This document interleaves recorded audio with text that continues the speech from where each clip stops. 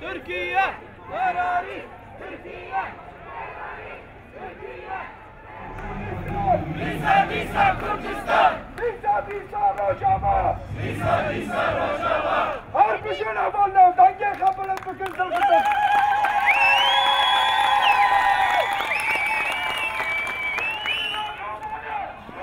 Terörist! İsiz! Engelleme Kobane! Engelleme Kurdistan!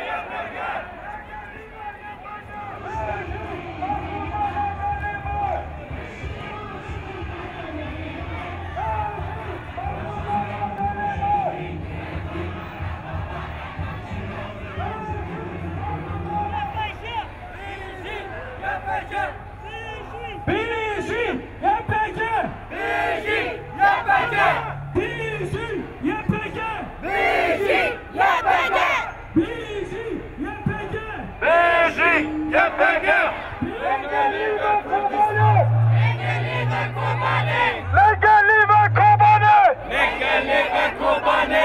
Engelleme Kobane! Engelleme YPG! Engelleme Kobane! Engelleme YPG! Engelleme YPG! Engelleme Kurdistan! Engelleme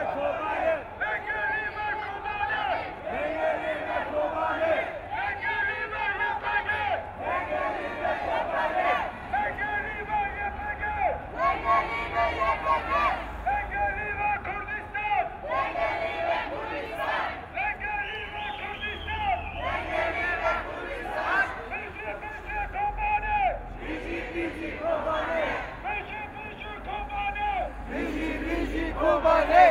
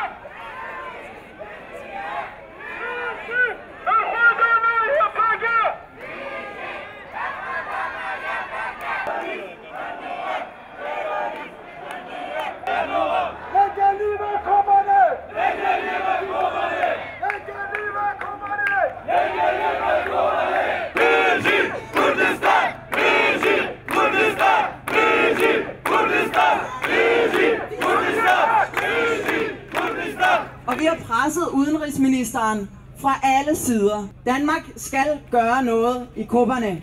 Vi er her i dag for at sende et stærkt signal til alle de modige kvinder og mænd, der kæmper i Kobane. Om at vi følger dem tæt, at vi er solidariske med dem, og vi vil gøre alt, hvad vi kan for at støtte dem. De mænd og kvinder, de kæmper mod ISIS. De kæmper mod fascisme og undertrykkelse, og de kæmper for at bevare et demokratisk, socialistisk selvstyre i Rojava. Vi er også for at sende et stærkt signal til danske politikere og danske medier om, at der skal gribes ind. At Danmark de skal hjælpe i Kobane. At der er brug for våben, tunge våben, der gør det muligt for folkets forsvarsstyrker at bekæmpe ISIS. og Danmark skal lægge pres på den tyrkiske regering for at åbne grænsen. Det har vi i Enhedslisten sagt igen og igen til den danske udenrigsminister. Vores forsvarsordfører Nikolaj Villumsen har sagt det mange gange. Danmark skal presse den tyrkiske regering og støtte kurderne i Syrien. Og vi står her i dag foran den tyrkiske ambassade, fordi den tyrkiske regering skal vide, at vi ser det, de gør over for befolkningen i Kobane. Den tyrkiske regering holder grænsen lukket. Der kan ikke komme våben eller humanitær hjælp ind i Kobane og de kurdiske selvstyreområder. Den tyrkiske regering forbyder, at andre lande hjælper med våben, og den tyrkiske regering ser til, mens ISIS frit kan krydse grænsen og sælge deres olie. Tyrkiets præsident Erdogan, han vil ikke hjælpe kurderne mod ISIS, men venter tilsyneladende selv på at kunne gå ind og overtage byen og området.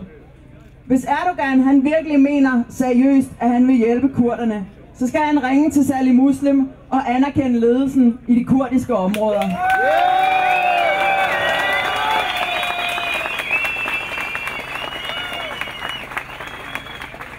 Lige nu, der hviler tusinder af øjne på Kobane, og det internationale samfund, de skal støtte kurderne. Hvis udenrigsministeren seriøst mener, at Danmark skal bekæmpe ISIS, så skal han handle lige nu i Kobane. Og den tyrkiske regering, de skal afsløres, og de skal presses til at åbne grænsen. Storpolitik og Danmarks forhold til Tyrkiet, det skal ikke veje tungere end tusinder og tusinder af menneskers liv.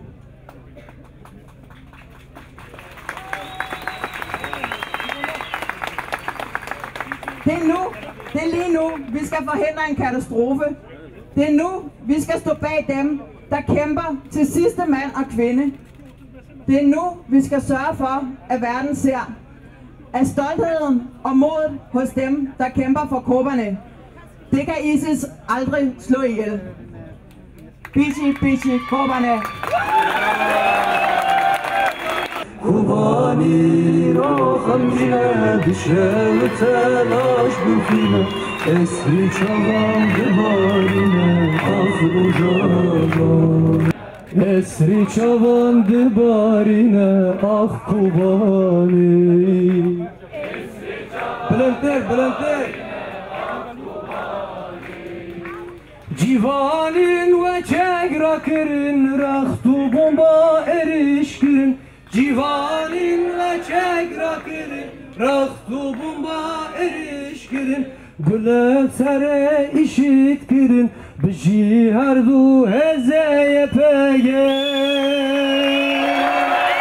Kubane rakangine Düşer telaş büküne Esri çavan dibarine Ah rujavan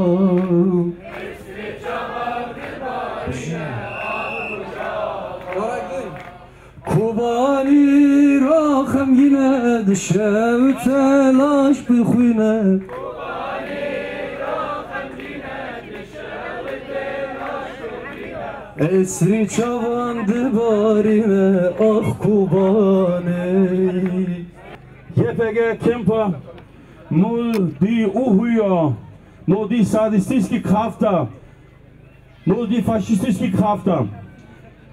Under alle omstændigheder, under begrænsede muligheder, YPG kæmper mod dem.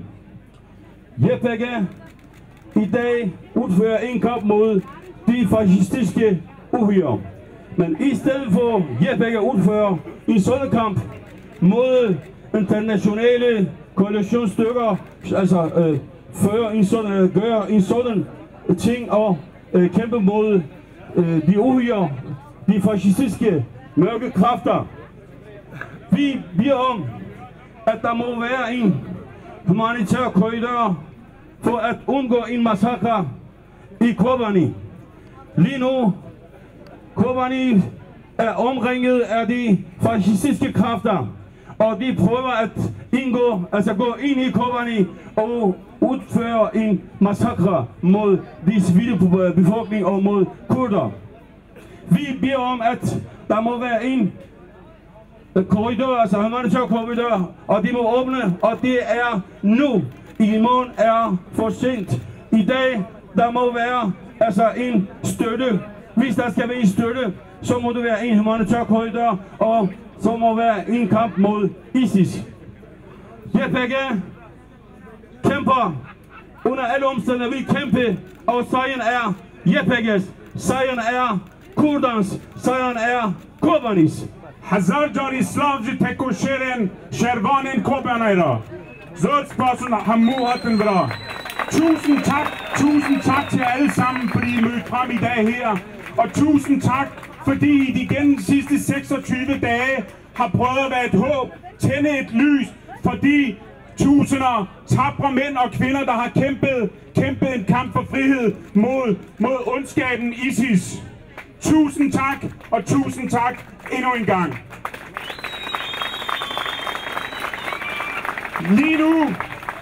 Lige nu, i disse minutter, er der modige kvinder og tapre mænd, der skriver historie. De skriver historien om verdenssamfundets hykleri, verdenssamfundets tavshed. De skriver historien om, at modige mænd og kvinder kæmper kampen for frihed og er med til at kæmpe menneskehedens kamp mod ondskaben, mod dæmonerne ISIS.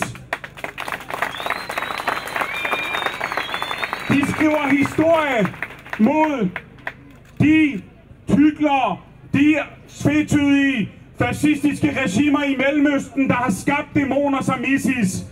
Her hvor vi står lige nu, vi står foran den tyrkiske ambassade. Det tyrkiske regime har i årtier, ikke nok med de har undertrykt kurderne, de har også massakreret kurderne gennem de sidste 90 år.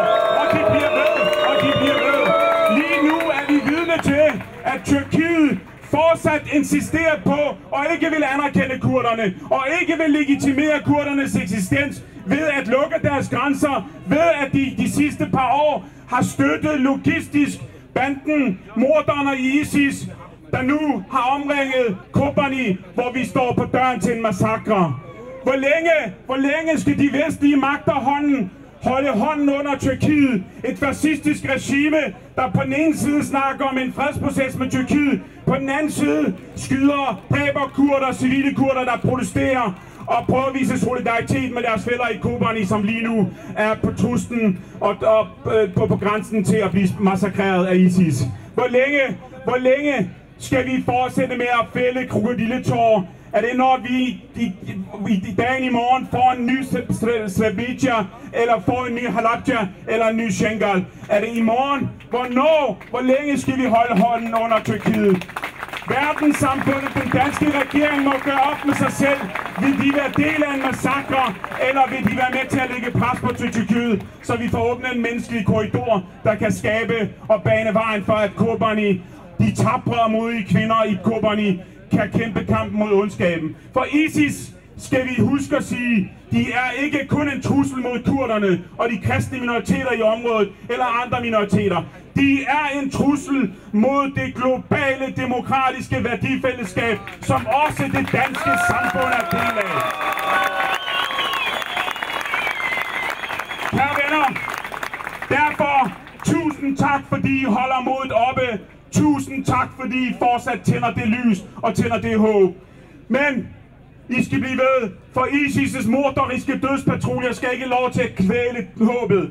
Håbet for fred og sameksistens i Kurdistan, i Mellemøsten og hele verden. Og vi må ikke svigte de millioner af kurder og mange andre minoriteter, der lige nu fortsætter kampen for frihed, demokrati og sikkerhed i de områder, de nu lever i og historisk har levet i. Derfor skal vi gøre op. Derfor skal vi fortsætte vores demonstrationer. Derfor skal vi sådan set fortsat vise vores solidaritet med de tapre mænd og kvinder, der lige nu kæmper mod ISIS. Lige nu, hvor Kurdistan og Mellemøsten er hærget af kaos, ødelæggelse og krig, er det vigtigt, at denne appel og råbet om hjælp, råbet om demokrati og sikkerhed også høres herhjemme. Jeg håber, at vores regering snart tager sig sammen og gør noget i den forbindelse. Det betyder også, at der påhviler jer os alle sammen et kæmpe stort ansvar for at rejse den appel, for at viderebringe det råb om hjælp, det råb om, at de gerne vil have sikkerhed og demokrati også i Mellemøsten. Derfor er der brug for jeres støtte. al den støtte, der vi nu kan få skravet sammen. Tusind tak endnu en gang. Til sidst, Harbiji Sarildana Kobane, Harbiji Galekurt, Harbiji Kurdistan, Septara. Avallo, mesaj kami kutte heye, wanel paşma durmuştun ira. Hep Türkiye ama. Kirli tarihinizi temizlemek için Kürt kanını artık kullanamayacaksınız. Hani diyordunuz ya, Kürtleri paramparça ettik, böldük diye. Hayır, yanılıyorsunuz. Kürdistan'ın 4 parçası kapında. Ama da bu an roşta baş. Kürdistan yani her 4 parçayı Kürdistan. Agri berxudan hastu sozi kçanu kurri Kurd amro le Kobane o serhal dadat. Boya beguman ema kobuyla tawala ber balwesxaneyeka كلف يشدا لهلو مرجكانا وق دوست وق اشتي وق ديمقراسي لنا وشكا خوي نشانه داد بلام امرو ديمان لقل داعش كان لقل تيروريست كان لقل بلاني جيبه كردني دجمان كرانا برامبر بكرد سرهلدان اشكرو اداد كبشو جنو منالو بيرو گنجي كرد امرو لبر خاطري كوباني لبر آگری کوبانی لبر خنی تکاوی کوبانی هەڵساونەتە سەر پێ تا کوردستان یانەمان یا ڕزگارکردنی کۆبانی یانەمانی کوردستان خەڵک زۆرن دوژمنان زۆرن پێمان دەڵێن کۆبانیش بکەوێت کوردستان هەردەمێنێت نەخێر ئێمڕۆ پلانەکانی دوژمن و دوژمنکارانی کورد گەییە سەر و ئاستایی لە هەموو جیهاندا هەموو جیهان هەموو هێزە هاوپەیمانەکان بۆیان دەرکەوت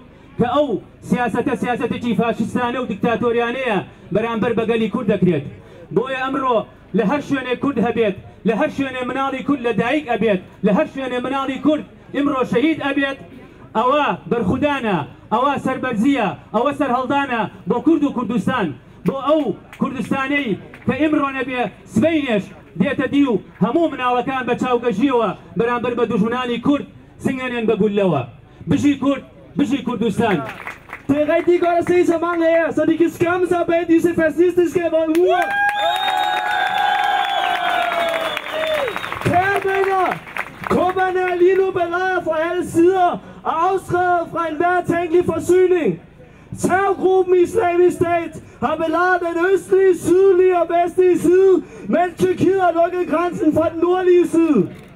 Denne handling fra Tyrkiet er et forsøg på at svække JPG og JPG's forsvar af kupperne og en støtte til ISIS morderiske handlinger. Tyrkiet har samvittighed til at lade ISIS jihadister komme ind i Syrien gennem sin grænseovergang, men når det handler om at undgå en massakre i kupperne og lade de kurdiske folk i Tyrkiet støtte forsvarsstyrkerne i kupperne, er der ingen samvittighed. Tyrkiet sagde, at de ikke vil tillade, at kupperne falder i hænderne på Islamisk Stat. De sagde, at de vil gøre alt, der stod i deres magt, for at hjælpe borgerne i kupperne, for det er vores brødre og søstre. Det er løgn! For i flere dage har de været tilskuere på første række og jagttaget angrebet på kupperne og forhindret de kurdiske folk i at krydse grænsen for at hjælpe de faldende guerillaer og det folk i kupperne. Peshmergas anmodning om at komme sine søstre og brødre til hjælp er gået fra døve ører, hvilket sender et klart signal om, at Tyrkiet modarbejder et forsvar af det vestlige Kurdistan.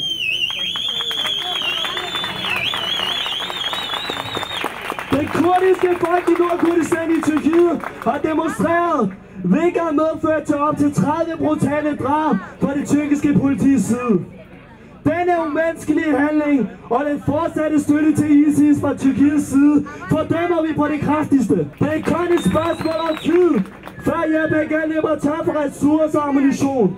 Derfor bør der handles omgående fra koalitionens side og sende de nødvendige midler til kupperne. Alt andet vil betyde et tab af menneskeligheden. En massakre står for døren, og et spor efter dets blod vil være at finde på alles hænder. Tyrkiet bør stå til regnskab for deres tøven og manglende handlinger, hvis man i Vesten virkelig går ind for menneskerettigheder. I kurderne har Vesten en oplagt mulighed for at støtte en bevægelse, der går ind for demokrati og som aktivt bekæmper deres fjender, som vi som vores fjender. Det kurdiske folk er igennem hele deres historie blevet svigtet og klemt. Lad det ikke gentage sig. Kurderne er vores ansvar. Deres brødre og søstre er vores søstre og brødre.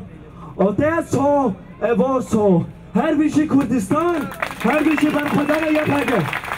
Det er ikke tilfældigt, at vi står her foran en tyrkisk ambassade og siger, at vi ikke kan finde os al den massakre, al den brutalitet, kurderne er udsat for.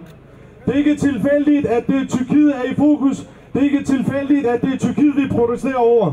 Der er tale om et land, som i sidste 2 år bevist og direkte har støttet og allieret sig med en terrorbevægelse som IS, der eneste formål er at slagte dem, der er ikke enige med dem. Og vi er her for at sige, at Tyrkiet kan ikke længere spille fra galleriet. De kan ikke længere stå over for Vesten og sige, grunden til, at vi ikke kan gribe ind, det er fordi, vi ikke anerkender PYD. Det er fordi, vi ikke kan anerkende PKK, og derfor kan vi ikke gå ind og gribe ind og støtte kurderne over for IS. Der er tale om en by på 400.000 mennesker, som vi har fulgt med i medierne, at de kurdiske unge, de har taget deres familier og børn med over til grænsen, til tyrkiske grænse, og de har valgt at vende tilbage til Kobane, fordi de har sagt, at vi vil ikke forlade byen, indtil vi er den sidste mand i byen. Siden sidste uge har Tyrkiet valgt at dræbe 38 kurdere, der i byerne, i kurdiske byer, har protesteret over Tyrkiets alliance med IS. Det er et land, hvis regering gang på gang siger, at vi ikke anerkender kurderne. Vi vil ikke have en Kurdistan lige ved siden af os, og det er det, de forsøger, og det er det, de har forsøgt de sidste 2 år, og har bevist, har gjort alt, hvad deres kunne, for at støtte alle de terrororganisationer, således de kan destabilisere de kurderne har opnået i Rojava. Og deres kamp fortsætter, og de siger, vi vil blive her, så længe vi er den sidste mand. Og det er en by, der er omringet de sidste 27 dage. I skal tænke på, udover at de mangler våben, de mangler logistik, ammunition, de mangler også alt andet. Det er en by, der ikke har haft adgang til fødevarer. Det er en by, der ikke har haft adgang til medicin. Og derfor, hvis ikke verdenssamfundet ikke griber ind, så er det ikke kun våbenskyld, så er det også en humanitær katastrofe. Det vil sige, at kurdiske krigere på 50.000, over 50.000, kan faktisk risikere at dø netop på grund af sult og på grund af manglen medicin. Og grunden til, at vi står her, som sagt, det er ikke tilfældigt. Vi står over for et land, som sidste 150 år har bevist, ført en nationalistiske kamp mod kurder og deres eksistens, og sagt, vi vil ikke have kurder, vi vil ikke have, at der er et land, vi vil ikke have, at der er et folkefærd, der hedder kurder. Selv tyrkiske indrigsminister faktisk i går har sagt, at der er ikke noget, der hedder Kobane. Det hedder på arabisk Al-Arab. Det betyder, at de ikke anerkender selv navnet Kobane, for dem er det et største trussel. Men grunden til, at vi står her, vi står også for tyrkernes skyld, fordi vi ved godt, at i det øjeblik IS overtager Kobane, så er der også en stor terrortrussel for Tyrkiet. Det ved vi godt, og Tyrkiet leger med ilten, og de går rundt med skorpion ind i deres lumme, og det er det, de risikerer. Og det er derfor, vi står her og siger, at Tyrkiet må øjeblikkeligt stoppe sin alliance med IS, ellers det går han ud over alle Tyrkiet. Vi står på Kobanis side. Så længe Kobani er under angreb, fortsætter vores solidaritet. Lad os presse alle sammen, det internationale samfund og Tyrkiet, og vise dem, at vi kurder, vi kan godt, vi står sammen, og vi ved, at Kobani aldrig kommer til at gå under. Det ved vi. Vi kurder, vi kan stå sammen. Det har vi forvist til Tyrkiet i dag. Vi har vist dem, at vi er her, og vi står alle sammen. Og det er ikke kun det ene del af Kurdistan. Vi er alle sammen samlet her i dag. Kurderne står sammen under alle pres. Halbeshi, Kobani, Halbeshi, Peshmerga. Når verden tryller Tyrkiet for at stoppe massakre og masser af voldtægt i Kobani, i stedet hører man, at Tyrkiet lange hjælpende hånd og behandler de sårede terrorister er ISIS i tyrkiske hospitaler. Men hvem skal nu stå på verdens terrorlister, PKK eller Tyrkiet? Tyrkiet har i mange år søgt at være medlem af EU med den begrundelse, at landet har åbnet sig for demokrati og er i gang med masser af reformer, som vil bane vej for Tyrkiet at anerkende alle minoritetsret til eksistens og til identitetsanerkendelse. Kurderne i dag har mange studerende venner verden over, fordi kurderne har vist verdens samfund, at de støtter demokrati, og de har respekt for alle mennesker, uanset deres religion, etnicitet og kulturbaggrund. Byen Kobane har cirka en måneds tid til trods for manglende logistik ihærdigt forsøgt at modstå angrebene fra IS, der forsøger sig frem med tunge våben og udstyr. Grundet Kobane har været omringet snart en måneds tid af IS, har der ikke været adgang til basale forsyninger til kurdiske krigere, civile, såsom fødevarer som medicin. Senest er demonstrationer i solidaritet med Kobane mødt med en massiv angreb i Tyrkiet, og indtil videre har vi mistet 31 personer, heriblandt børn. Vi ønsker derfor at gøre verden opmærksom på Tyrkiets forbrydelser og stiller samtidig klare krav til den tyrkiske regering. Åbn grænsen til Kobane, så den internationale solidaritet i form af våben, ammunition, soldater, mad og vand kan nå ind til Kobane. Stop al støtte til terroristerne IS.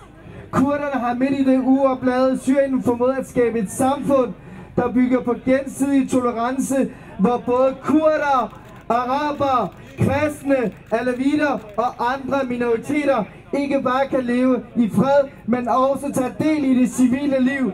Dette må og skal forklares og forsvares for hele verden. Kurdistan qattı kava? Nej! YPG de kava? Nej! Kobani de kava? Nej! Qatna kava? Erdoğan'ı be kava? İsida bemere? Bizi kurdu Kurdistan. Kadın cihane dendiler zine. Dendiler zine. İraçar hoşura şefiref digerine. Ne kadın cihane dendiler zine. Destare proleter yahurdu herine. Ket harunu keraş kadaltine. Destare proleter yahurdu herine. Ket harunu keraş kadaltine.